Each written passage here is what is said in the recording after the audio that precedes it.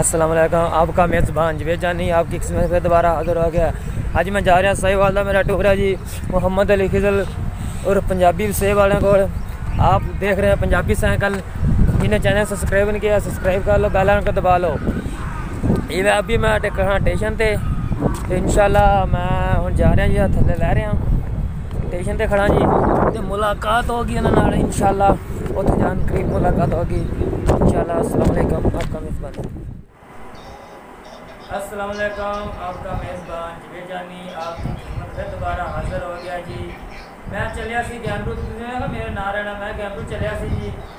इत्थे आया जी साहिवाल इंशाल्लाह। मोड़ा थोड़ा जिहा टाइम लिया जी, साहिवाल चलिया सी। मोहम्मद अली खिजर मेरे नाल है जी। एक दुनिया के बारे तुहानूं दो चार गल्लां दसणगे जी इंशाल्लाह। तुहाडे नाल मुलाकात करा रहे हैं जी भाई मोहम्मद अली खिजर।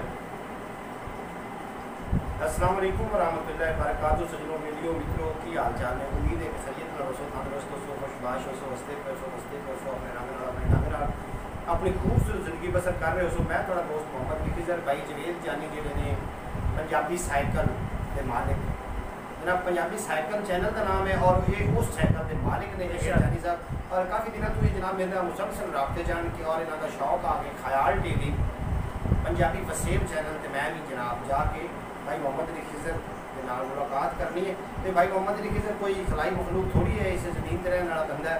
तो जनाब मैं इन्होंने टाइम अज दिता चीचा पता नहीं मेरा प्रोग्राम आ जाने वास्ते, लेकिन जवेद जानी साहब के आने की वजह तो फिर मैं रुक गया। और गुजारिश है दोस्तों कि इन्होंने चैनल में सबसक्राइब करो, बैल नोटिफिकेशन में प्रेस करो। एक पंजाबी साइकिल थोड़ा अपना चैनल है और इस साइकिल के मालिक ने उस चैनल को सपोर्ट करोगे ताकि इन्होंने साइकिल जो है वो अच्छी तरीके से चल सके। बाकी तुम गल सारी समझ ही गए होने ने। तो जनाब इन्होंने मैनू अगर मजीद कोई काम कह तो इंशाअल्लाह मैं जवेद जानी के बिल्कुल हाजिर रहांगा। एक अच्छे इंसान ने कोई एक रहता गल है गुरबत जी होंगी है वो बिल्कुल कोई बुरी चीज़ नहीं है। अल्लाह ने इस गुरबत को भी पैदा किया है, इसको बनाया है। और अगर जवेद जानी जी जो दोस्त ने जो सज्जन ने मेरे बेटी ने इन्होंने अगर सपोर्ट कर दिया जाए तो मैं समझना कि बहुत ही बड़ा एक काम हो जाए। ताकि ये जो लोगों के नाल साडा अगर वो कुछ नहीं कर सकते इतना जरूर कर सकते हैं कि असीं इस चैनल को सबसक्राइब करके नोटिफिकेशन प्रेस कर देंगे ताकि ज़्यादा से ज़्यादा लोगों की वीडियो जाए और अगर चैनल मोनेटाइज हो जाए और तरक्की कर जाए ताकि घर का निज़ाम है वो चलने लग पड़े। जनाब तुम दो चार शेर मैं जोड़े पंजाबी के हवाले में सुना के फिर थोड़े को लै लेनी इजाज़त, फिर जवेद जानी जाने तो फिर साइकिल वाले जाने। जनाब साइकिल पंजाबी साइकिल इन्हों का चैनल का नाम है और ये साइकिल के मालिक ने। जनाब एक दो शेर गल सुन मेरे ढोल पंजाबी, लिख पंजाबी बोल पंजाबी, लिख पंजाबी बोल पंजाबी और रावी अते चना दी बोली जापे इको थां दी बोली। तितर ढेर सुरीले होंदन पर कां समझेगा कां दी बोली। तितर ढेर सुरीले होंदन कां समझेगा कां दी बोली। ओनू वेला भुल जाएगा जेड़ा भुल गया माँ दी बोली। और अबाबे जी वकार सजनों वीडियो मित्रों मेरे नाल प्यार करने वाले जितने भी शख्स ने गुजारिश है कि जवेद जानी जोड़े साढ़े नाल मौजूद ने पंजाबी साइकिल वाले इन्होंने सपोर्ट करो। जनाब इन गलों के थोड़े को इजाजत लेना चाह रहे हैं।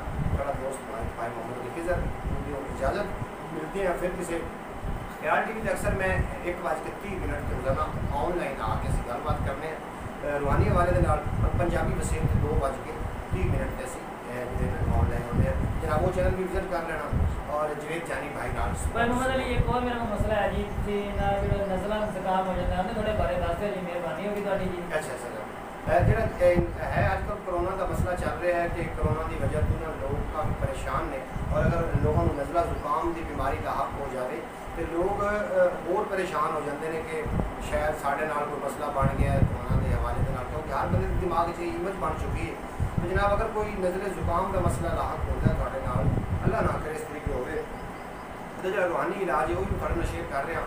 और जो तिब्बी इलाज है वो जनाब ये अतरीफल उस्त कदूस एक मजमून मिलती है हमदर्द दवा हमदर्द वालियां दी है या करशी वालियां दी, वो लैके जनाब इस्तेमाल करो तो नज़ले जुकाम तो थोड़ी जान छुट जाएगी। और जी थोड़े दिमाग के अंदरों या नक की बदबू आती है नज़ले जुकाम की वजह से वो भी खत्म हो जाएगी। और अगर रूहानी तरीके से इलाज करना चाहो तो जनाब चीनी दी 3 प्लेटा लैके उन प्लेटा के उत्ते जनाब जरदा रंग के नाल बिस्मिल्लाहिर्रहमानिर्रहीम लिखण तो बाद बिस्मिल्लाह अलवासी जल्ला जलालहू यबदीयत अजाइबी बिल खैरी यबदीयु ये लिख के जनाब को तुसी रोजाना इस्तेमाल करो निहार हो ते बाईद ने के 2-3 दिन के अंदर इंशाअल्लाह ताला थोड़ा वो मसला भी हल हो जाए। उम्मीद है कि ਤੁਹਾਨੂੰ ਅੱਜ ਦਾ प्रोग्राम अच्छा लगा होगा, आज की वीडियो अच्छी लगी होगी। अगर वीडियो अच्छी लगी हो तो चैनल को सब्सक्राइब करना, बेल नोटिफिकेशन प्रेस करना। जो दोस्त अपने मोहम्मद की इजाज़त और जनाब चलने हैं जगह जाने की अस्सलाम वालेकुम। बड़ी मेहरबानी मोहम्मद अली खिजर साहब की जिन्हें मैंने जवेद जानी और गरीब जे बंदे नो टाइम दिता जी। इन्हें है जी उच्चे नहीं जो किसी भी टाइम मंगिए माशाल्लाह टाइम दे देंगे जी। ये आपका जवेद जानी। अस्सलाम वालेकुम।